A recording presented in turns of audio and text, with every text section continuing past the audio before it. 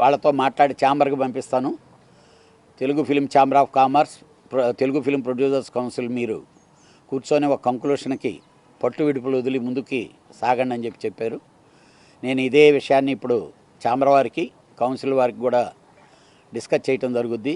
భరత్ గారు కూడా పాపం దీని గురించి ఆయన గట్టిగా కృషి చేస్తున్నారు, మా ఛాంబర్ ప్రెసిడెంట్. డెఫినెట్లీ ఈ 2 రోజుల్లో సమస్య పరిష్కారమై త్వరలో షూటింగ్లు స్టార్ట్ అవుతాయి. నేను చిరంజీవి గారికి ఓన్లీ మెసెంజర్గా వచ్చానండి. అంటే కామన్గా ఆయన ఏంటంటే మొత్తం ఏం జరుగుతుంది, తను ఏమన్నా చేయాల్సింది ఉంటే చేద్దామనే దాంట్లో చెప్పడానికి నేను ఇది తప్పితే ప్రత్యేకంగా దీన్ని ఏదో వన్ సైడ్ మీటింగ్లా కాదు. నేను దూతని అంతే, అటు ఛాంబర్కి కానీ ఇటు కౌన్సిల్కి కానీ. ఎందుకనంటే నా 45 సంవత్సరాల ఎక్స్పీరియన్స్ నా దాంట్లో నేను ఎప్పుడు ఆర్గనైజేషన్స్ బాగుండాలి, either federation or chamber, at the same time producer అనేవాడు ఉంటేనే తర్వాత స్టెప్లు ఏమైనా డిస్ట్రిబ్యూషన్ కానీ, ఎగ్జిబిషన్ కానీ, లేకపోతే ఎంప్లాయ్మెంట్ కానీ.